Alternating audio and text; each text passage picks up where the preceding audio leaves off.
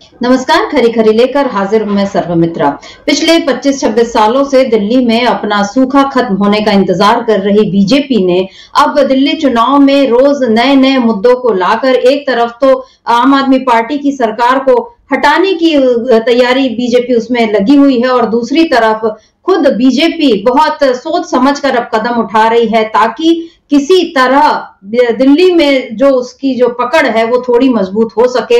बहुत लंबा इंतजार बीजेपी को करना पड़ रहा है दिल्ली में सत्ता वापसी का, लेकिन इस बार भी जो हालात बने हैं वो बीजेपी के खिलाफ बने हुए दिखाई दे रहे हैं और बीजेपी जो ये उम्मीद पाले बैठी है कि आम आदमी पार्टी और कांग्रेस अलग अलग लड़ रहे हैं और इसका फायदा उसको मिलेगा, तो ऐसा बिल्कुल होता हुआ नजर नहीं आ रहा। बल्कि आम आदमी पार्टी पूरी मजबूती से बीजेपी को घेर रही है और वहीं कांग्रेस भी अब पूरी तैयारी के साथ इस बार चुनावी मैदान में है। दिल्ली में मुकाबला इस समय त्रिकोणीय है, लेकिन सबसे ज्यादा फंसती हुई दिखाई दे रही है बीजेपी। हालांकि वो बहुत कोशिश कर रही है, जैसा मैंने कहा कि रोज नए मुद्दे उठा रही है। आप जानते हैं कि अभी कुछ दिनों तक बीजेपी ने शीश महल बनाम राजमहल का मुद्दा उठाया और शीश महल का मुद्दा तो अभी भी वो गर्म रख रही है। वो बार बार अब वो शीश महल का एक मॉडल लेकर पूरे दिल्ली में घुमाने वाली है और बताने वाली है कि अरविंद केजरीवाल ने किस तरह का भ्रष्टाचार किया है। और दूसरी तरफ अब बीजेपी पूर्वांचलियों का मुद्दा भी उठा रही है। आज बीजेपी के कार्यकर्ता जिस तरह से अरविंद केजरीवाल के खिलाफ प्रदर्शन करने सड़क पर उतर गए और उन पर ही पानी की बौछारें हो रही हैं, तो बीजेपी ये बताना चाह रही है कि कैसे वो पूर्वांचलियों के हक के लिए, उनके सम्मान के लिए लड़ रही है और कैसे आम आदमी पार्टी पूर्वांचलियों का अपमान कर रही है। दरअसल कल अरविंद केजरीवाल ने एक बयान दिया था। मसला था कि किस तरह से अचानक एक विधानसभा क्षेत्र में इतनी सीटें बढ़ जाती, इतने वोटर्स बढ़ जाते हैं, इतने नए मतदाता जुड़ जाते हैं और इस मसले को अरविंद केजरीवाल ने उठाया तो बीजेपी ने इसे पूर्वांचलियों के अपमान का मुद्दा बना लिया और आज उसके कार्यकर्ता उतर गए सड़कों पर और उन पर जब पानी की बौछारें हो रही हैं तो पानी की बौछार करने वाली है दिल्ली पुलिस, जो कि बीजेपी के यानी अमित शाह के अंतर्गत ही आती है। यानी बीजेपी इस समय दोहरा खेल कर रही है। एक तरफ वो विक्टिम कार्ड चल रही है, दूसरी तरफ वो आम आदमी पार्टी को घेरने के लिए पूर्वांचलियों का मुद्दा उठा रही है, भ्रष्टाचार का मुद्दा उठा रही है और खुद नरेंद्र मोदी जिस तरह से उतर गए दिल्ली चुनाव में, जिस तरह से उन्होंने दिल्ली चुनाव में प्रचार का आगाज किया, उससे समझ में आ रहा है कि बीजेपी इस बार भी कितनी डरी हुई है।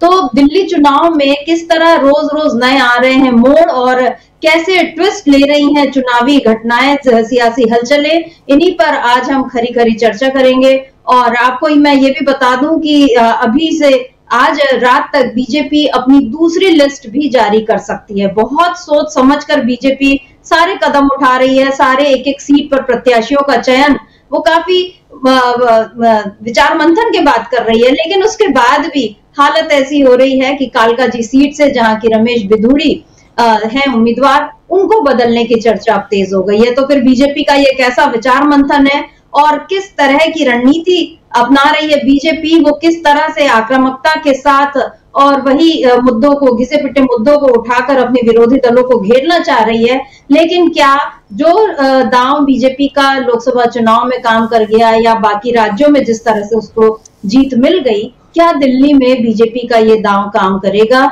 इस पर भी आज हम खरी खरी में चर्चा करेंगे। हमारे साथ जुड़े हुए हैं अमलेंदु उपाध्याय जी। अमलेंदु जी नमस्कार, स्वागत आपका इस कार्यक्रम में।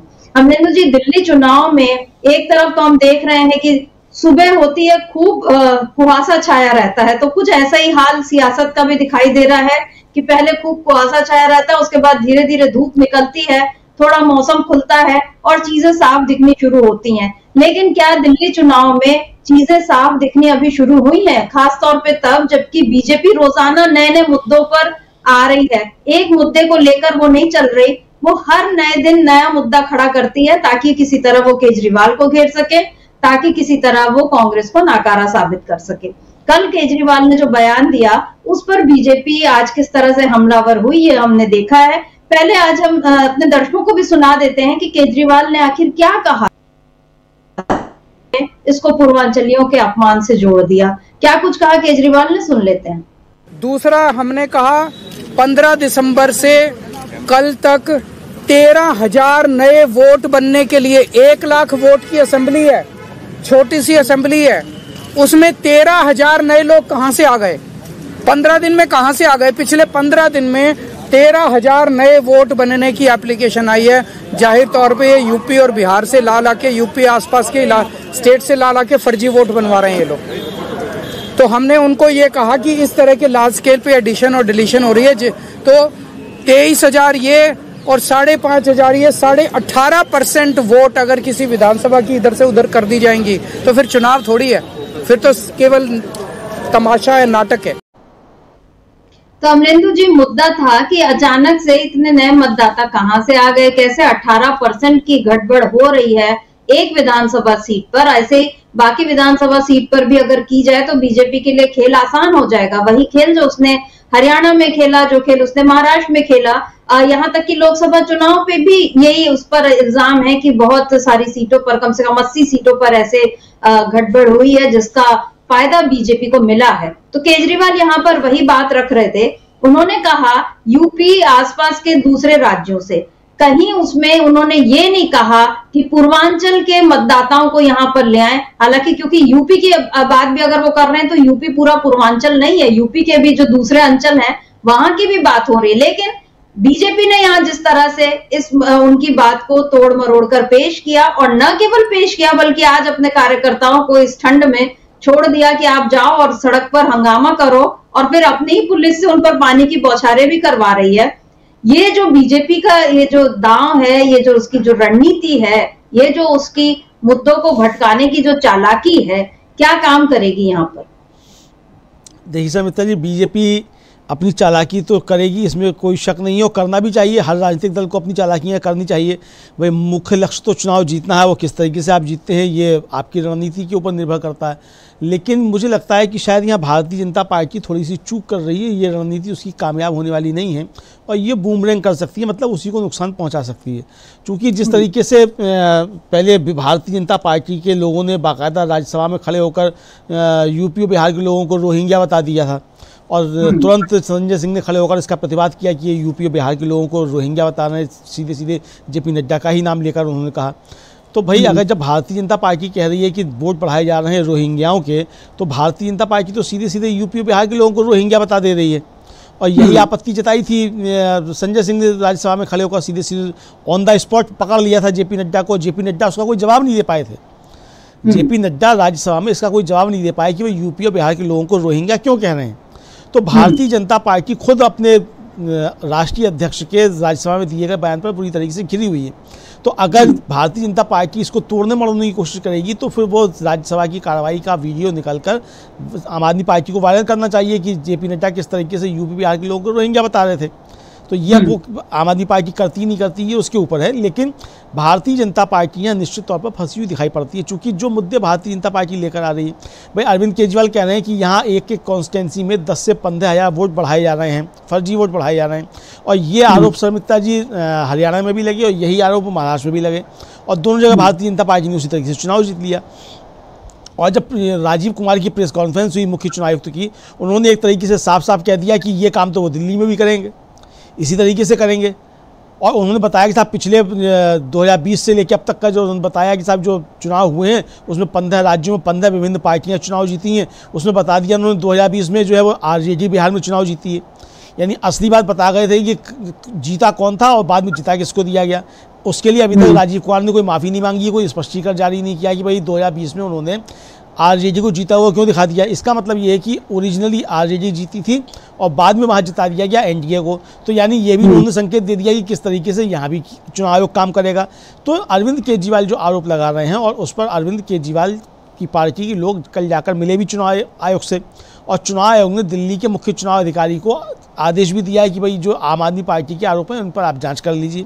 तो ये जांच कब होगी, आखिर ऐसा क्यों हो रहा है कि जब होता है समय वोटर लिस्ट जारी होने का और उस समय लोगों को मालूम नहीं पड़ता, और फाइनल आपकी वोटर लिस्ट आ जाती है, उसमें जो है नाम बढ़े हुए होते हैं 15,000, और 15,000 नाम आप काट चुके होते हैं, और उन लोगों के नाम कटे होते हैं जो कि बाकायदा वहाँ के वोटर होते हैं, 25-25, 30-30 साल से रह रहे होते हैं, और उनके नाम कट जाते हैं।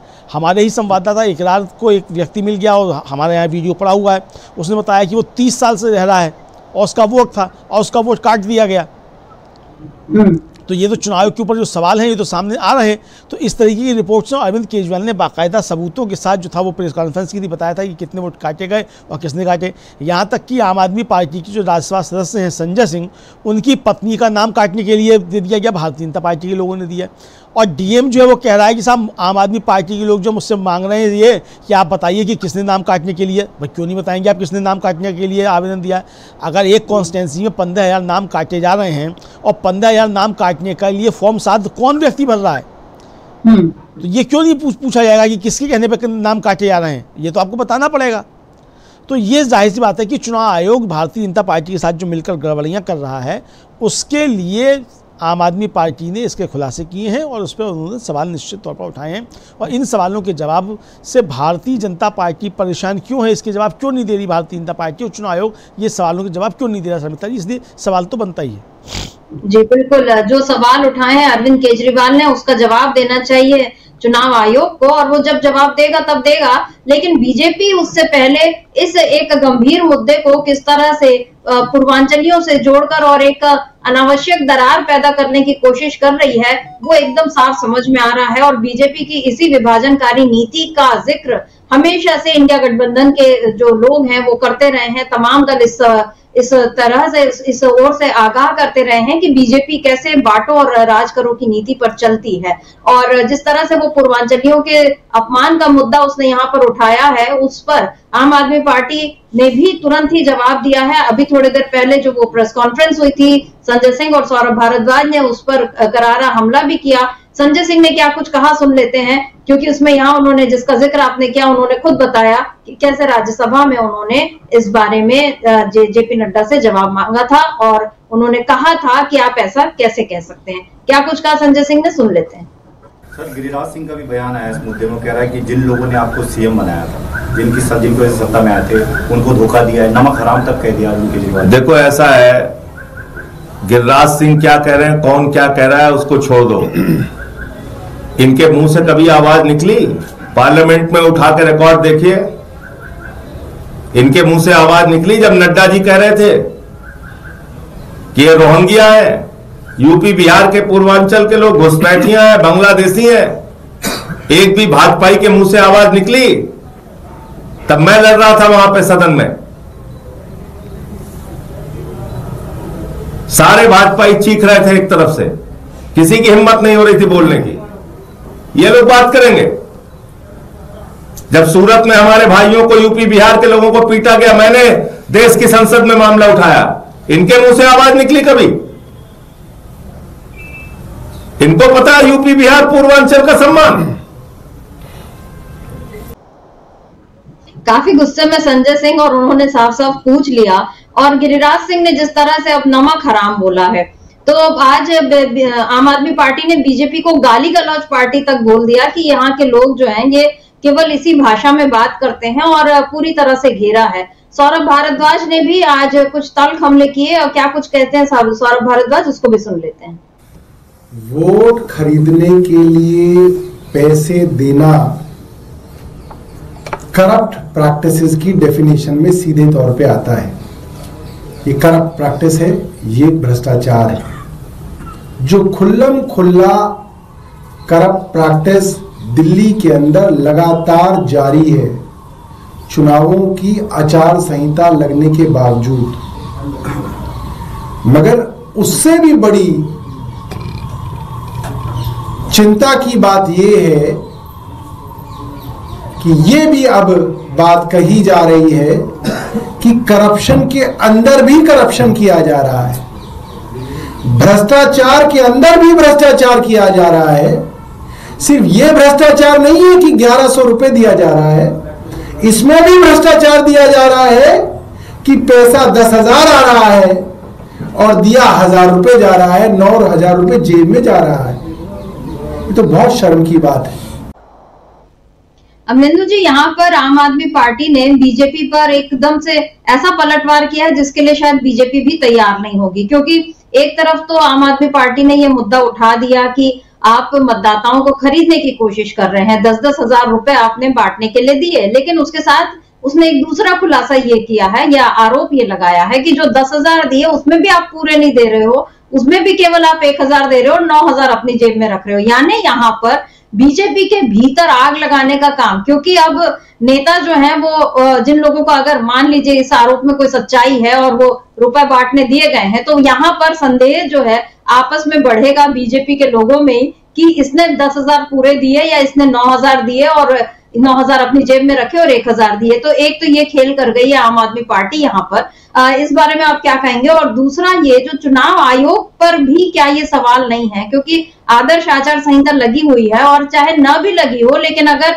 मतदाताओं को खरीदने की कोशिश बीजेपी अगर कर रही है तो क्या यहाँ पर चुनाव आयोग को कोई स्वतः संज्ञान लेते हुए कोई यहाँ पर कार्रवाई नहीं करनी चाहिए, या वो इंतजार कर रही है कि जब विपक्षी दल इस बारे में कोई चिट्ठी पहुंचाएंगे तभी वो फिर एक लिखित जवाब देगी कि हाँ हम इसमें जांच करेंगे और जब तक चुनाव निपट जाएंगे और फिर चुनाव आयोग जो है कोई वैसी शायरी वायरी सुनाकर इस सवाल को भी टाल जाएगा? क्या कहेंगे? देखिए समिता जी, एक बात तो निश्चित तौर पे साफ है कि चुनाव आयोग शायरी करेगा, ये तो समझ में आ रहा है साफ तौर पे कि वो शायरी करेगा। हालांकि चुनाव आयोग की तरफ से जो है आज वो आदेश दिया गया है, जो दिल्ली के मुख्य चुनाव अधिकारी हैं उनको, कि आम आदमी पार्टी की शिकायत की जांच करें। लेकिन वो जांच कब होगी, समयबद्ध होगी नहीं होगी, चुनाव के बाद होगी, ये आएगा। क्योंकि कर्नाटक के चुनाव में जो शिकायतें गई थी उन पर कार्रवाई तब हुई जब वहाँ चुनाव हो गए थे। जैसे कुछ सोशल मीडिया पोस्ट बीजेपी की हटाई जानी थी, इस तरीके से झारखंड में शिकायत की गई थी बीजेपी की सोशल मीडिया पोस्ट की, तो वो भी जब वहाँ चुनाव प्रचार खत्म हो गया और चुनाव का आखिरी वक्त था, उस समय आदेश दिया गया कि वो पोस्ट हटा ली जाए। तो भारतीय जनता पार्टी के फायदे में चुनाव आयोग काम करता हुआ साफ तौर पर दिखाई पड़ता है और ये आरोप खुलेआम लग रहे हैं कि राजीव कुमार के नेतृत्व में चुनाव आयोग जो है वो भारतीय जनता पार्टी के एजेंट के तौर पर काम कर रहा है। और इसीलिए राजीव कुमार जी जब घोषणा कर रहे थे चुनावों की, उस चुनाव की घोषणा करने से पहले 45 मिनट पूरे उनको इस पर खर्च करने पड़े, ये सफाई देने के लिए कि चुनाव आयोग निष्पक्ष है और निष्पक्षता के साथ काम कर रहा है, कहीं कोई गड़बड़ी नहीं है। आखिर में उनसे सवाल भी पूछ लिए गए। जब सवाल पूछे गए तो सारे सवाल जो थे यही थे जो उनसे पूछे गए कि भाई आपने चुनाव के जो नियम थे उनमें बदलाव क्यों कर दिया, आप डाटा छुपाना क्यों चाहते हैं, आप पारदर्शिता छुपाना क्यों चाहते हैं, पारदर्शी चुनाव कराना क्यों नहीं चाहते, इसीलिए सीधे सीधे चुनाव पर जो है सवाल उठ रहे हैं। उसका उन्होंने बड़ा गोलमोल जवाब जो था वो राजीव कुमार जी ने दिया और ये बताया, फिर उसी के जवाब में ये बताया गया कि साहब देखिए दूसरे राज्यों में भी दूसरे दल जीते हैं और तब आपने नहीं कहा कि चुनाव आयोग निष्पक्ष है नहीं है। यानी कि ये तैयारी चुनाव आयोग ने कर ली है एक तरीके से देखा जाए कि वो दिल्ली में क्या क्या गड़बड़ियाँ करेगा, ये विपक्ष का कहना है एक तरीके से, और इसीलिए चुनाव आयोग इस तरीके की बातें कर रहा था। तो अब ये तो चुनाव आयोग के ऊपर सीधे सीधे सवाल हैं। आम आदमी पार्टी भी आरोप लगा रही है, पूरा विपक्ष आरोप लगा रहा है, और महाराष्ट्र और हरियाणा में जिस तरीके से आरोप लगे उसके बाद चुनाव आयोग की जो सफाइयां आई या जिस तरीके से उसने जवाब दिए, ये साफ तौर पर आरोप लगे कि चुनाव आयोग की भाषा भारतीय जनता पार्टी के प्रवक्ता की भाषा है बिल्कुल, और वो चुनाव आयोग जो है वो चुनाव को निष्पक्ष, स्वतंत्र, पारदर्शी नहीं करा रहा है बल्कि भारतीय जनता पार्टी के हित में काम कर रहा है। सीधा सीधा सवाल ये पूछा गया था कि भाई ये बताइए कि 10% तक वोट आप बढ़ा देते हैं चुनाव खत्म होने के बाद, तो ये 10% वोट आखिर बढ़ कैसे जाता है?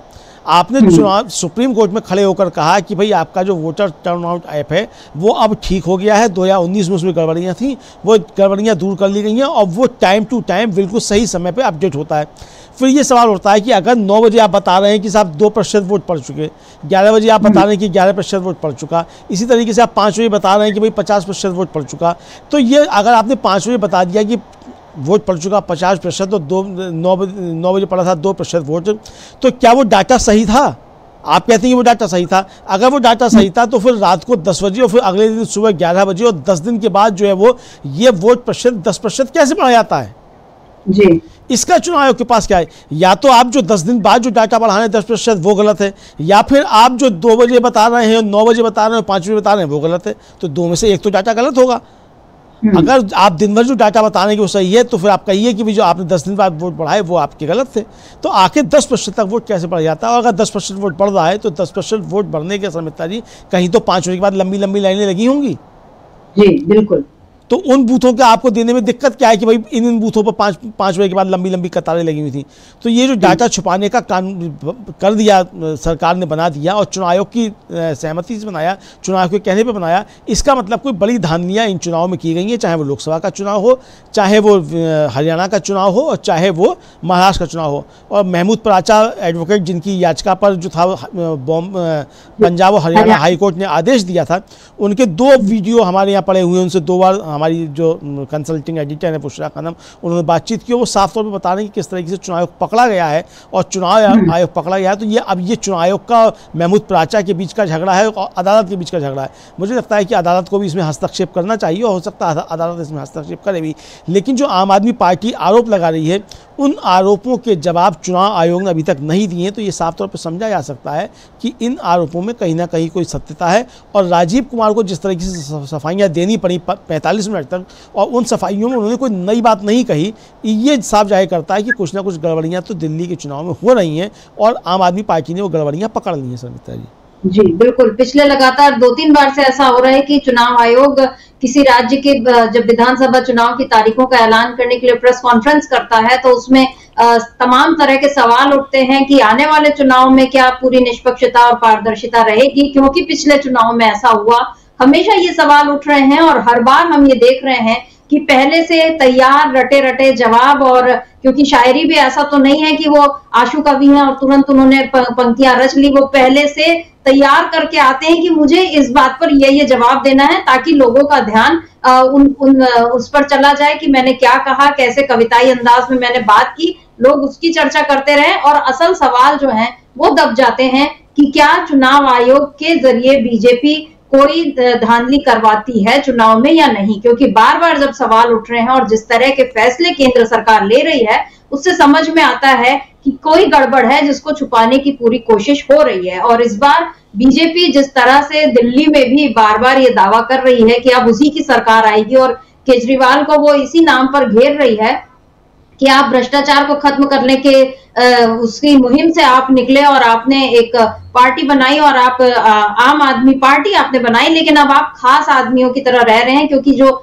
आम आदमी का खास महल और शीश महल करके जो बीजेपी ने पूरा अब वो नया एक मुद्दा खड़ा कर लिया है। और इस मुद्दे को खड़ा करने वाले थे खुद पीएम मोदी, जो मतलब जिस तरह से बीजेपी ने मोदी को चुनाव में उतारकर और ये आक्रामकता से एक शुरुआत करवाई, लेकिन अब ऐसा लग रहा है कि बीजेपी भी इस मुद्दे को लेकर बहुत श्योर नहीं है, क्योंकि कल उसने फिर पूर्वांचलियों का मुद्दा उठा दिया। तो जिस तरह से वो मुद्दे बदल रही है अमरिंदु जी, क्या ये लग रहा है, और मुद्दे ही नहीं, वो तो ऐसा लग रहा है कि वो अपने प्रत्याशी भी बदल रही है। क्योंकि आज खबर है कि अभी हो चुकी है बैठक जेपी नड्डा, अमित शाह और तमाम बड़े नेताओं की दिल्ली चुनाव को लेकर, और दूसरी लिस्ट जो है वो आ जा सकती है। और इसमें अब हर्षमंदर, मीनाक्षी लेखी, माफ कीजिए हर्षमंदर नहीं, डॉक्टर हर्षवर्धन और मीनाक्षी लेखी जैसे नाम आज हो सकता है उनका अनाउंसमेंट हो। लेकिन रमेश बिधूड़ी का नाम बदलने को लेकर भी चर्चा है कि कालकाजी सीट पर अब उनको बदला जा सकता है, क्योंकि जो डैमेज उन्होंने किया बीजेपी को, उसका बड़ा नुकसान जो है वो होता हुआ दिख रहा है। वो इस डैमेज कंट्रोल नहीं कर पाई है, ये साफ समझ में आ रहा है। तो क्या कहेंगे, बीजेपी दिल्ली चुनाव में अभी आगाज हुआ है और वो पहले ही कमजोर पड़ गई, क्योंकि एक तरफ वो मुद्दे बदल रही है, दूसरी तरफ वो प्रत्याशियों को बदल रही है, और तीसरी तरफ वो जिन मुद्दों को उठाकर आम आदमी पार्टी को घेरने की कोशिश कर रही है वो उस पर ही बैकफायर हो रहे हैं। क्योंकि अभी तक जो प्रधानमंत्री आवास नया बन रहा है उसको नहीं दिखाया है बीजेपी ने, और संजय सिंह ने फिर से सवाल उठाया कि जब राष्ट्रपति का घर भी सबको दिखाया जाता है, खोला जाता है सबके लिए, तो प्रधानमंत्री आवास में ऐसा क्या है जो आप नहीं दिखा रहे हैं। हालांकि बीजेपी ये अब उसने एक और नया मुद्दा ये जोड़ा कि अब जो अरविंद केजरीवाल का जो जिसको वो शीश महल बोलती है, वहां पर टीवी भी जो है वो 10-10 लाख के टीवी लगाए गए और उसमें भी बहुत घोटाला हुआ है, और 4 लाख का टीवी सेट जो है वो 10 लाख में लिया है। ऐसे नए नए आरोप वो लगाते जा रही है। तो बीजेपी का ये जो मुद्दों से भटकना, नए नए आरोपों पर आना और अपने प्रत्याशी बदलना, और अब तक सीएम फेस का अनाउंस न करना, क्योंकि वो नहीं बता रही है कि कौन उसका सीएम चेहरा होगा, क्या ये सारी बातें बीजेपी की कमजोरी दिखा रही हैं? देखिए समिता जी, बिल्कुल बीजेपी की कमजोरी ये साफ दिखाई पड़ रही है और दिल्ली का चुनाव जो है वो आम आदमी पार्टी वर्सेस कांग्रेस होता जा रहा है और भारतीय जनता पार्टी नंबर 3 पे पहुंचती जा रही है, बीजेपी को समझ में आ रहा है। और दूसरा ये कि वो जो प्रत्याशी बदलने का मसला है, चाहे मुद्दे बदलने का मसला है, देखिए एक तो रमेश विधुड़ी ने भारतीय जनता पार्टी को ज़बरदस्त तरीके से फंसा दिया। अब भारतीय जनता पार्टी का संकट क्या है, अगर रमेश विधुड़ी को बदलती है तो फिर ये समझ में आ जाएगा कि लोगों की समझ में आ जाएगा कि भाई रमेश विधुड़ी जो है इससे भारतीय जनता पार्टी पीछे हटी, तो इसका मतलब इन्होंने स्वीकार कर लिया कि ये हार रहे हैं और इसीलिए इन्होंने फिर रमेश विधुड़ी को बदला। और रमेश विधुड़ी को अगर टिकट नहीं काटते हैं, उसको रमेश विधुड़ी को बनाए रखते हैं, तो फिर नुकसान ये होगा कि महिलाएं पूरे दिल्ली में जो है वो रमेश विधुड़ी के वजह से बीजेपी के खिलाफ हो जाएंगी। चूंकि रमेश विधुड़ी ने जिस तरीके से आपत्तिजनक बयान दिए और दो महिलाओं के लिए दिए, एक प्रियंका गांधी के लिए और दूसरा आतिशी के लिए, तो महिला मतदाता जो है वो ज़बरदस्त तरीके से बीजेपी से इस समय नाराज है। और महिला मतदाता बड़ी संख्या में भारतीय जनता पार्टी की वो चल रही थी अभी तक। तो बीजेपी को ये समझ में आ रहा है कि रमेश विधुड़ी ने जो है वो काम हल करने की बजाय काम खराब कर दिया। सोचा ये था कि इस तरीके की टिप्पणी करके सांप्रदायिक ध्रुवीकरण किया जाएगा और रमेश विधुड़ी का इस्तेमाल किया जाएगा, चूंकि उन्होंने जिस तरीके से दानिश अली को लोकसभा में खड़े होकर गालियां दी थी, लिटरली गालियां ही थी वो, तो उससे उन्हें लगा था कि इससे सांप्रदायिक ध्रुवीकरण होगा रमेश विधुड़ी को चुनाव मैदान में उतारकर, और ये मतलब ध्रुवीकरण के आधार पर भारतीय जनता पार्टी चुनाव जीत जाएगी। लेकिन हो रहा है उसका भारतीय जनता पार्टी को इसका और ज़्यादा नुकसान हो गया।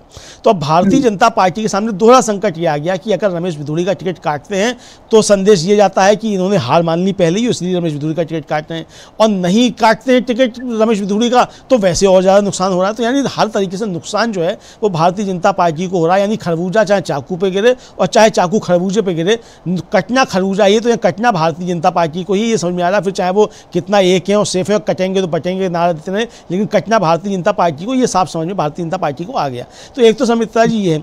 दूसरा जो चुनावी मुद्दों की बात है, भारतीय जनता पार्टी का मुद्दे कोई है ही नहीं। अरे भाई आप जाइए ना, कहिए कि मोदी जी ने कहा था 2 करोड़ रोजगार देंगे हर साल, और मोदी जी ने दिल्ली में ही 2 करोड़ रोजगार हर साल दे दिए। जाइए इस मुद्दे को लेकर, बुलेट ट्रेन चलनी थी दिल्ली में आ गई, बुलेट ट्रेन चल रही है दिल्ली में, स्मार्ट सिटी दिल्ली बन गया, बताइए जाकर के। प्रदूषण मुक्त दिल्ली हो गई, ये बताइए। पानी है दिल्ली में अच्छा मिल रहा है, ये बताइए। दिल्ली की कानून व्यवस्था एकदम चाक चौबंद है। प्रधानमंत्री नरेंद्र मोदी 11 साल होने जा रहे हैं उन्हें प्रधानमंत्री बने हुए, और अमित शाह गृह मंत्री हैं, और दिल्ली की व्यवस्था एकदम ठीक ठाक है और कानून व्यवस्था एकदम ठीक ठाक है। जाइए इस पर वोट जाकर मांगिए, मोदी जी के काम पर जाकर वोट मांगिए। चलिए अगर दिल्ली में आपके पास उस काम करने बताने के लिए नहीं है तो, लेकिन आप अपने काम पे आधार पर वोट नहीं मांगकर अगर आप अरविंद केजरीवाल की या कांग्रेस की कोई कमियां बताकर जाने, तो वो कमियां भी कम से कम ऐसी तो हो जिस पर जनता को भरोसा हो। अब आप बता रहे साहब वो शीश महल बना लिया अरविंद केजरीवाल ने, भाई आपकी बात मान लिया अरविंद केजरीवाल ने शीश महल बना लिया, तो क्या अरविंद केजरीवाल ने अपने नाम पट्टा भी करा लिया उस शीश महल का? कल को अगर भारतीय जनता पार्टी का प्रधानमंत्री बन जाए तो उसमें रहने से, मुख्यमंत्री बन जाए दिल्ली का, तो क्या वो उसमें रहने से मना कर देगा? बताए भारतीय जनता पार्टी घोषणा कर दे कि अगर दिल्ली का मुख्यमंत्री भारतीय जनता पार्टी का बनेगा तो शीश महल में नहीं रहेगा जो अरविंद केजरीवाल ने बनवाया था। ये घोषणा करे भारतीय जनता पार्टी, तो शीश महल चुनावी मुद्दा बन जाएगा। तो आप मुद्दे ऐसे लेकर आ रहे हैं जिस पर आप टिक नहीं सकते। अब बता रहे हैं साहब अरविंद केजरीवाल ने पंजाब में तो दिया नहीं 1,000 रुपया, यहाँ 2100 रुपया कैसे दे देंगे? अब भाई कौन जाएगा पंजाब देखने के लिए वहाँ रुपया दिया कि नहीं दिया? लेकिन दिल्ली के लोगों को ये तो मालूम है कि अरविंद केजरीवाल ने फ्री बिजली का वायदा किया था, वो पूरा किया, वो दे रहे हैं। फिर पानी का वायदा किया था, वो पूरा किया, वो दे रहे हैं। आपने जो वायदे किए थे वो कौन से पूरे किए बताइए ना, कि 2 करोड़ रोजगार देने थे वो दे दिए। तो यानी आप जिन मुद्दों को लेकर आ रहे हैं उन मुद्दों पर आप कहीं टिक ही नहीं पा रहे हैं, और जो सवाल आप उठा रहे हैं उन सवालों पे आप खड़े नहीं उतर पा रहे हैं। तो ये भारतीय जनता पार्टी का मुद्दों का, प्रत्याशी का, दोनों का संकट समिता जी ये सामने खुलकर एक तरीके से आ गया है। दूसरा, अब आम आदमी पार्टी सवाल पूछेगी, बताओ आपका मुख्यमंत्री पद का दावेदार कौन है? क्या रमेश विधुड़ी है? अब बनाना भी आपको रमेश विधुड़ी को है और आप शर्मा भी रहे। अरे भाई अगर रमेश विधुड़ी आपका मुख्यमंत्री पद का प्रत्याशी है तो मोदी जी खुलकर ऐलान करें कि हमारा मुख्यमंत्री पद का प्रत्याशी रमेश विधुड़ी है और सरकार बनेगी तो रमेश विधुड़ी को मुख्यमंत्री बनाएंगे। और नहीं है तो बताइए फिर क्या जाके हर्षवर्धन बनेंगे, क्या मीनाक्षी लेखी बनेंगी? आखिर कौन बनेगा आपका मुख्यमंत्री ये तो बताइए। तो ये बताने की आपकी हिम्मत नहीं पड़ रही है। तो आप यानी आम आदमी पार्टी जो सवाल उठा रही है उसके जवाब आप नहीं दे पा रहे हैं, कांग्रेस जो सवाल उठा रही है उसके आप जवाब नहीं दे पा रहे हैं, नए नए मुद्दे लेकर आ रहे हैं और रोज मुद्दे बदल रहे हैं। भाई एक मुद्दा आप उठाए कम से कम पूरे चुनाव भर तो उस मुद्दे पर टिके रहिए। अभी आप देखिए शीश महल भी गायब हो जाएगा और ये और मुद्दे भी गायब हो जाएंगे और ये 2100 रुपया भी गायब हो जाएगा, फिर कुछ नया मुद्दा आ जाएगा। लॉर्ड फिरका शर्मिष्ठा जी, आना इनको हिंदू मुसलमान पर ही है, लेकिन वो हिंदू मुसलमान भी इनका काम अब कहीं कर नहीं रहा है। ये भारतीय जनता पार्टी का संकट है। अगर राजीव कुमार ने निष्पक्ष चुनाव करा दिए तो भारतीय जनता पार्टी जो फिर वो जैसे कहा गया था कि एक वैगनार में बैठकर चली जाएगी, तो भारतीय जनता पार्टी कहीं ये कि स्कूटर पर बैठकर स्कूटी पर बैठकर ना चली जाए। अगर ईमानदारी से निष्पक्ष और पारदर्शी चुनाव हुए तो परिस्थितियां तो यही बनती हुई दिखाई पड़ रही शर्मिष्ठा जी। जी बिल्कुल, बीजेपी को भी मालूम है कि दिल्ली की हकीकत क्या है और उसके पैरों तले कितनी जमीन है, और इसीलिए प्रधानमंत्री मोदी को मतलब 11वां साल उनकी सत्ता का, और अब जाकर उन्होंने वो दिल्ली में वो ये दावा कर रहे हैं कि हम इसको विश्व स्तरीय राजधानी बनाएंगे, जबकि दिल्ली में केंद्र शासित राज्य है और एलजी के जरिए आप बहुत सारी चीजों में रुकावट डालें तो आप एलजी के जरिए बहुत सारे काम भी करवा सकते थे और दिल्ली को वर्ल्ड क्लास कैपिटल सिटी बनाने में कोई हर्ज नहीं है। बिल्कुल हर कोई ये चाहता है, लेकिन फिलहाल तो दिल्ली सबसे प्रदूषित राजधानियों में एक है, ये हकीकत है दिल्ली की। और यहाँ की जो तमाम समस्याएं हैं लोग उनसे रोजाना जूझते हैं और उसके बाद भी जीते हैं, जीना मजबूरी है। लेकिन बीजेपी क्या मजबूरी है, ये सवाल भी अब जनता कर सकती है, क्योंकि बीजेपी को बार बार दिल्ली की जनता नकार रही है और बार बार उसने, यानी जब से अरविंद केजरीवाल आए हैं राजनीतिक परिदृश्य में, तो 2013 के बाद से उसने लगातार आम आदमी पार्टी को ही मौका दिया। ये एक हकीकत है और बीजेपी इस हकीकत को स्वीकार, कड़वी हकीकत है उसके लिए, जिसको स्वीकारना उसके लिए बहुत मुश्किल हो रहा है। और इसीलिए अब राजीव कुमार हैं, चुनाव आयोग है, तो बीजेपी के लिए उम्मीदें बंधी हैं। लेकिन इस बार जैसा कि आपने कहा कि मुकाबला जो है वो कांग्रेस और आम आदमी पार्टी के बीच ज्यादा दिखाई दे रहा है। और बीजेपी जो है ठीक है, उसके पास सारे तंत्र हैं, मीडिया है और संस्थाएं हैं, तो वो उनका इस्तेमाल करके अपना एक बड़ा ओहदा दिखाने की कोशिश कर रही है। लेकिन जो हकीकत है उसमें कांग्रेस और आम आदमी पार्टी इस समय ज्यादा मुकाबले में दिखाई दे रहे हैं। कांग्रेस की जो कालकाजी सीट से ही उम्मीदवार है अलका लांबा, उन्होंने अब अरविंद केजरीवाल पर जिस तरह से हमला बोला है, क्योंकि वो दिख रहा है कि अब ये दोनों दल एक दूसरे के खिलाफ मजबूती से उतरना है। अलका लांबा ने क्या कुछ कहा है, सुन लेते हैं। एक बार यूपी बिहार के लोगों के लिए भी बोला था, मैं बहुत सुख सुविधाएं दे रहा हूं अस्पतालों में, पर ये यूपी और बिहार के लोग यहाँ आ जाते हैं, दिल्ली वालों का हक ही कहा था, है ना। आज 1,55,00,000 मतदाता हैं दिल्ली में, 1,55,00,000, कुछ हजार लोग जुड़े घटे, उस पे केजरीवाल जी इतने हताश निराश हो गए, दूसरी सीट ढूंढने लग गए। नई दिल्ली को छोड़कर दूसरी सीट खोजी जा रही है उनके लिए, जहां से वो अपनी सीट बचा पाए, अपनी कुर्सी और सत्ता बचा पाए, है ना। हम भी चुनाव लड़ रहे हैं, बिल्कुल। मेरी कालकाजी विधानसभा में 161 पोलिंग बूथ थे, 143 रह गए, घट गए हैं। वोटर बढ़ गया है, 50,000 वोटर बढ़ा है, इस समय 2 लाख के करीब वोटर है वहां पर। बिल्कुल हम भी जा रहे हैं, देख रहे हैं कि कौन किसका वोट कटा है, लोग बताएंगे हमें, जेन्युइन कटा है नहीं कटा, क्या वो बात होगी। लेकिन मुद्दा बड़ा दिल्ली के 5 ही है। 5 फरवरी को 5 मुद्दों पर 5 साल के लिए पंजे पर मोहर लगने जा रही है। टेम्परेरी नहीं, परमानेंट मुख्यमंत्री, परमानेंट सरकार कांग्रेस की बनने जा रही है। मैं केजरीवाल जी को कहूंगी घबराइए मत, ठीक है, लोकतंत्र है, स्वाभाविक है, हम भी चुनाव लड़ेंगे, वोटर लिस्ट हमें भी मिली हुई है, हम बात करेंगे। पर वो मुद्दा कैसे हो सकता है कि सारे मुद्दे उसके पीछे चले जाएंगे।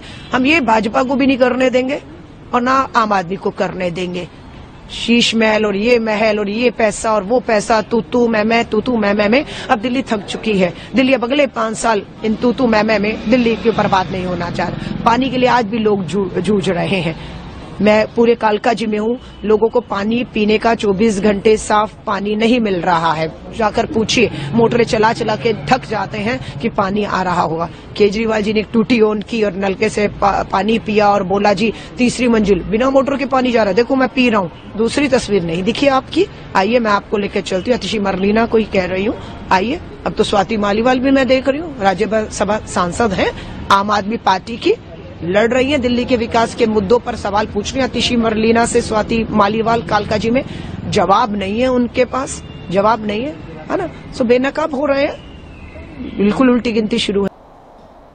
अमरिंदर जी, यहाँ पर जो उल्टी गिनती शुरू होने की बात बोल दी अलका लांबा ने, आम आदमी पार्टी है सत्ता में तो जाहिर है उसके लिए उन्होंने ये बात बोली, लेकिन उसके साथ उन्होंने जो एक और बात बोली कि हम बीजेपी को भी ऐसा नहीं करने देंगे कि आप मुद्दों से भटकाएं। जो हम लोग अभी जिस बात का जिक्र कर रहे थे कि आप शीश महल और तू मैं जो ये सब बातों में आप लगे हुए हैं, जो दिल्ली के मुद्दे हैं उनसे आप भटका रहे हैं लोगों को, ये कहा। और पूर्वांचलियों के मुद्दे पर भी उन्होंने अपनी तरफ से जो अपनी पार्टी की राय है वो रख दी है। अभिषेक दत्त जो है उन्होंने तो इनसे भी बढ़कर एक हमला ये किया, उन्होंने सीधे सीधे केजरीवाल को, जिन पर पहले ये आरोप लगता रहता था कि वो बीजेपी की बी टीम है, अब अभिषेक दत्त ने ये कह दिया कि उनकी घर वापसी होने वाली है। क्या कुछ कहा अभिषेक दत्त ने, कस्तूरबा नगर सीट से वो प्रत्याशी हैं कांग्रेस के, सुन लेते हैं। देखिए, अरविंद केजरीवाल जी अगर पूर्वांचलियों से प्यार करते होते तो यमुना की सफाई कर देते। स्वर्गीय शीला दीक्षित जी का बड़ा क्लियर, जय हो, आजा बढ़िया आजा। अरविंद केजरीवाल जी कभी भी पूर्वांचलियों की सेवा नहीं कर पाए। आज की डेट में यमुना पे पूर्वांचली भाई बहन जितने भी थे वो पूजा करते थे। स्वयं वहाँ पे स्वर्गीय शीला दीक्षित जी पूरे कैबिनेट के साथ जाती थी। आज वहाँ जाने पे भी प्रतिबंध लग जाता है, इतना पॉल्यूशन होता है, तो कैसे उनको प्यार उनसे हुआ? केवल पूर्वांचलियों के लिए बोल के प्यार थोड़ी हो पाता है। मैं पूछना चाहता हूँ कितने पूर्वांचलियों को उन्होंने सरकारी नौकरी दी। मैं पूछना चाहता हूँ कितने पूर्वांचलियों की उन्होंने सेवा करी। केवल वोट के लिए पूर्वांचली नहीं होते, काम के लिए भी होते। वो सच्चा पूर्वांचली है जो छठ के समय उनको झूठा वादा नहीं करता। अरविंद केजरीवाल जी ने यमुना की सफाई का पूर्वांचलियों से झूठा वादा किया था। पिछली बार भी माफ़ी मांगी थी, 2025 तक का टाइम दे दो, वो वीडियो चल रहा है। अब 2025 आ गया, अब अरविंद केजरीवाल जी की घर वापसी का समय आ गया। बहुत जल्द अरविंद केजरीवाल आपको आरएसएस के दफ्तर में फिर से दिखाई देंगे। कमलेंदु जी, इधर कांग्रेस जो है वो अरविंद केजरीवाल पर, आप पर हमलावर है, और आप पर से उस पे भी ज्यादा वो अरविंद केजरीवाल मतलब व्यक्तिगत तौर पर उनको ही निशाने पर ले रही है, क्योंकि जाहिर है वो पूरी पार्टी के मुखिया हैं, लेकिन वो बाकी नेताओं पर नहीं, अरविंद केजरीवाल पर टारगेट है कांग्रेस का। लेकिन साथ साथ बीजेपी को भी नहीं छोड़ रहे हैं कांग्रेस नेता, और उस पर भी सवाल उठा रहे हैं कि आपने क्या किया यहाँ के लोगों के लिए। जैसा कि काजी निजामुद्दीन जो है दिल्ली प्रभारी, उन्होंने भी कांग्रेस के, उन्होंने एक प्रेस कॉन्फ्रेंस में कहा कि बीजेपी ने जब कोरोना का वक्त है या बाकी सारे उन्होंने बुरे वक्त याद दिलाए, अब चाहे प्रदूषण का मुद्दा है, चाहे यमुना जी के काली होने का मुद्दा है, सब तमाम मुद्दे जो हैं बीजेपी पर उंगलियां उठा रहे हैं कांग्रेस नेता। और इस बीच बीजेपी को घेरने में लगे हुए हैं खुद अरविंद केजरीवाल। अब उन्होंने ओबीसी को, मतलब जाटों को ओबीसी वर्ग में शामिल करने का एक मुद्दा उन्होंने छेड़ा है, और उन्होंने इस बारे में प्रधानमंत्री को चिट्ठी लिखी है, और जिसमें उन्होंने ये साफ साफ लिखा है कि आप जो रिजर्वेशन का फायदा है वो जो केंद्र सरकार की सूची में जो ओबीसी में जो लोग आते हैं उसमें जाट तो आते हैं, लेकिन दिल्ली में जाटों को वो नहीं मिल रहा है फायदा जो बाकी जगह राजस्थान के जाटों को जो फायदा मिल रहा है। ये सीधे सीधे केजरीवाल ने लिखा है। और उन्होंने ये इसके साथ साथ जाट समाजिनी, रावत, रौनियार, राय तंवर, चारण, ओड, इन सभी जातियों को उन्होंने ये बताया कि दिल्ली सरकार ने ओबीसी का दर्जा दिया, लेकिन केंद्र सरकार इन जातियों को दिल्ली में मौजूद अपने संस्थानों में ओबीसी आरक्षण का लाभ नहीं दे रही है। तो केजरीवाल ने एक नया मुद्दा यहाँ पर खड़ा कर दिया है, और उसके साथ आज जो उन्होंने दिल्ली को सुरक्षित बनाने के लिए एक और जो नया प्रस्ताव दिया कि जो सभी आरडब्ल्यू हैं वहां पर प्राइवेट सिक्योरिटी गार्ड होंगे और आप उसके लिए जो है वो सहायता देगी। तो एक ये इसको भी क्या आप एक राजनीतिक शिकोफा मानते हैं? क्योंकि प्राइवेट सिक्योरिटी गार्ड रखना ये हर आरडब्ल्यूए का अपना हक है और वो अपने खर्चे पर रखे। उसके लिए सरकार जो है इस तरह से अगर वो प्राइवेट सिक्योरिटी को बढ़ावा देगी तो फिर पुलिस प्रशासन पर कैसे भरोसा होगा? एक सवाल तो ये, और दूसरा सवाल ये कि अरविंद केजरीवाल जिन्होंने जब वो राजनीति में आए थे तो वो लीक से हटकर राजनीति का दावा था, भ्रष्टाचार खत्म करने का दावा, वो तो एक अलग ही था, वो मुद्दा अभी भी कायम है। भ्रष्टाचार के मामले पर भी उनको घेरा जा रहा है। लेकिन दूसरी बात, जिस तरह से जातियों का मुद्दा खड़ा कर रहे हैं, जिस तरह से आरक्षण की बात कर रहे हैं, क्या कहीं ना कहीं यहाँ कांग्रेस के प्रभाव में आते हुए नहीं दिख रहे अरविंद केजरीवाल? क्योंकि कांग्रेस ने जिस तरह से राहुल गांधी ने पूरे चुनाव में, लोकसभा चुनाव में ओबीसी की हक की बात की और उन्होंने जो जातिगत जनगणना और कैसे पिछड़ों को हक मिलना चाहिए, आरक्षण का मुद्दा कांग्रेस उठाती रही है और बीजेपी उस पर घिरती रही है। क्या अरविंद केजरीवाल अब उसी राह पर चल रहे हैं? देखिए समिता जी, यहाँ जो अरविंद केजरीवाल चल तो बिल्कुल ठीक उसी राह पर रहे हैं, लेकिन यहाँ जो अरविंद केजरीवाल ने की एक जो महत्वपूर्ण घोषणा है, इसके बड़े ख़तरनाक संकेत भी हैं और भारतीय जनता पार्टी के लिए परेशानी भी है। दोनों चीज़ें हैं जी। भारतीय जनता पार्टी के लिए परेशानी ये है कि चूंकि लगातार अरविंद केजरीवाल अमित शाह पर हमलावर हैं दिल्ली की कानून व्यवस्था को लेकर। जिस तरीके से अदालतों में गोलियां चल रही हैं, जिस तरीके से सड़कों पर खुलेआम जो है वो चाकूबाजी हो रही है, इस सब को लेकर अरविंद केजरीवाल लगातार अमित शाह पे हमलावर हैं और लगातार ये बताते हैं। यहाँ तक उन्होंने ट्वीट कर दिया कि मोदी जी कोई कायदे का गृह मंत्री दे दीजिए, नहीं हो तो हमें बता दीजिए, हम कुछ आपकी मदद करें, कम से कम दिल्ली की कानून व्यवस्था ठीक से हो, ये वो लगातार सवाल उठा रहे हैं। और ये जनता को उन्होंने संदेश दे दिया कि दिल्ली की कानून व्यवस्था अरविंद केजरीवाल के पास नहीं है और वो दिल्ली की कानून व्यवस्था अमित शाह के पास है, नरेंद्र मोदी के पास है। तो कानून व्यवस्था अगर दिल्ली में फेल हो रही है तो उसके लिए अमित शाह जिम्मेदार है और नरेंद्र मोदी जिम्मेदार हैं। और ये बात आज क्यों रही है, या आज इसलिए रही है कि चूंकि अरविंद केजरीवाल जब राजनीति में आए और पहला चुनाव उन्होंने लड़ा तो शीला दीक्षित को उन्होंने जिम्मेदार ठहराया था दिल्ली की कानून व्यवस्था के लिए, जबकि उस समय भी परिस्थितियां यही थी जो आज हैं। तो ये मुद्दा एक बड़ा बन सकता है। तो ये अरविंद केजरीवाल को समझ में आ रहा है कि भारतीय जनता पार्टी अब उसी हथियार से अरविंद केजरीवाल पर प्रहार कर सकती है। भारतीय जनता पार्टी करती भी है, जैसे कि साहब दिल्ली में कानून व्यवस्था खराब है, अरविंद केजरीवाल के खिलाफ ये कर। लेकिन अरविंद केजरीवाल चूंकि इसी हथियार को इस्तेमाल करके आए हैं तो वो हथियार भारतीय जनता पार्टी के हाथ में नहीं जाने पाए, इसलिए उन्होंने दूसरे हथियार से बीजेपी पर वार कर दिया। अब जो ये RWA को प्राइवेट सिक्योरिटी की जो गार्ड की जो बात दी जा रही है शर्मिष्ठा जी, इसका मतलब क्या कोई पैरेलल फोर्स जो है वो पुलिस के बराबर खड़ी की जा रही है? ये खतरनाक संकेत है। अगर इस तरीके से चीज़ें चलने लग गई और समानांतर अगर पुलिस खड़ी होने लग जाएगी तो फिर ये कानून व्यवस्था के लिए खतरा हो सकता है और इसको भारतीय जनता पार्टी और कांग्रेस दोनों मुद्दा बना सकते हैं अरविंद केजरीवाल की इस घोषणा को। लेकिन इसके जरिए अरविंद केजरीवाल ने एक संकेत तो साफ दे दिया, वो कल कोई मुद्दा बने या ना बने, लेकिन एक संकेत दे दिया कि अगर सुरक्षा करनी है RWA मतलब कॉलोनियों की, तो RWA को जो सिक्योरिटी गार्ड रखने पड़ते हैं वो खर्च उठाएगी दिल्ली सरकार। जिस तरीके से बसों में जो मार्शल नियुक्त किए गए थे वो भी यही था, चूँकि सुरक्षा जो है वो दिल्ली पुलिस के पास है और दिल्ली पुलिस दिल्ली सरकार के अधीन नहीं है, इसलिए बसों में मार्शल रखे जाएंगे और वो बसों में मार्शल रखे सरकार ने, आम आदमी पार्टी की सरकार ने। यानी कि ये तो संकेत दे दिया अरविंद केजरीवाल ने कि बसों में जिस तरीके से मार्शल रखे गए थे उसी तरीके से RWA में गार्ड्स रखे जाएंगे और वो आम आदमी पार्टी उसको वहन करेगी या दिल्ली सरकार उसको वहन करेगी, ये संकेत दे दिया। अब ये भारतीय जनता पार्टी के लिए एक नई मुसीबत अरविंद केजरीवाल ने खड़ा कर दिया है। अब भारतीय जनता पार्टी जनता को ये तो नहीं समझा पाएगी कि साहब इसके क्या खतरे होंगे कि बराबर की पुलिस से खड़ी हो जाएगी। अब ये जनता की समझ में आने वाली बात नहीं है। ये हम लोग इस पर चर्चा कर सकते हैं, जो कानून विशेषज्ञ हैं वो इस पर चर्चा कर सकते हैं कि इससे क्या नए संवैधानिक संकट खड़े हो सकते हैं, कानून व्यवस्था के लिए क्या दिक्कतें पैदा हो सकती हैं। लेकिन जनता की समझ में ये बात आएगी कि अरविंद केजरीवाल सुरक्षा को लेकर बहुत सजग हैं और चूंकि दिल्ली पुलिस जो है वो दिल्ली वासियों की सुरक्षा नहीं कर पा रही, इसलिए RWA अपने गार्ड नियुक्त करेगा और आम आदमी पार्टी जो उसका खर्च वहन करेगी। ये बात दिल्ली के लोगों की समझ में तुरंत आ जाएगी। भारतीय जनता पार्टी अब इसकी क्या काट लेकर आती है ये देखना होगा, क्योंकि भारतीय जनता पार्टी अगर कहेगी साहब अरविंद केजरीवाल ऐसा कर रहे हैं तो तुरंत सवाल जनता पूछेगी भाई आप चूंकि फेल हो रहे हैं, कानून व्यवस्था आपके पास है, नरेंद्र मोदी और अमित शाह को फुर्सत ही नहीं मिलती है चुनाव में जाकर के चुनाव प्रचार करने से, तो दिल्ली की कानून व्यवस्था कब देखेंगे?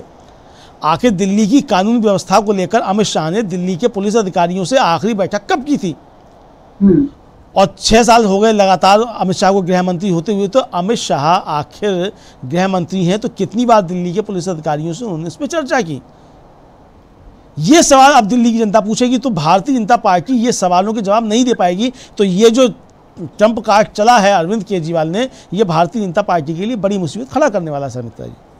जी बिल्कुल। और जैसा निजीकरण को लेकर मोदी काफी उसके पक्ष में खड़े दिखाई देते हैं, लेकिन उन्होंने भी शायद इस बात को सपने में नहीं सोचा होगा कि अब सुरक्षा का भी निजीकरण इस तरह से हो जाएगा। और प्राइवेट आर्मी वगैरह की बात हम लोग रशिया और बाकी देशों में बहुत सारे उसमें वहां पर इस तरह से होते हैं, लेकिन हिंदुस्तान में ऐसी कोई व्यवस्था नहीं और पुलिस पर ही लोगों का, पुलिस चाहे जितना साथ दे ना दे, लेकिन सुरक्षा के लिए पुलिस को ही जिम्मेदार माना जाता था। लेकिन यहाँ पर अरविंद केजरीवाल ने बिल्कुल एक नया दांव, जिसको आपने ट्रम्प कार्ड बोला है, बिल्कुल सही बात है कि बीजेपी अब इसका मुकाबला कैसे करेगी, क्योंकि लोगों को अब ये लगेगा जैसे अब उनको अच्छा इलाज अगर सरकारी अस्पतालों में नहीं मिलता तो वो निजी अस्पताल में जाते हैं, जिस तरह से वो निजी स्कूलों में अपने बच्चों को भेजते हैं। अब वैसा ही हाल जो है इस तरह का अगर हो जाएगा कि ठीक है हम अपने खर्च पर, मतलब सरकार उसके लिए खर्च दे रही है और हम सिक्योरिटी गार्ड रख रहे हैं, तो एकदम ही नया दांव जो चला है अरविंद केजरीवाल ने, क्या बीजेपी इसका तोड़ निकाल पाएगी, और क्या अमित शाह इस बात को स्वीकार करेंगे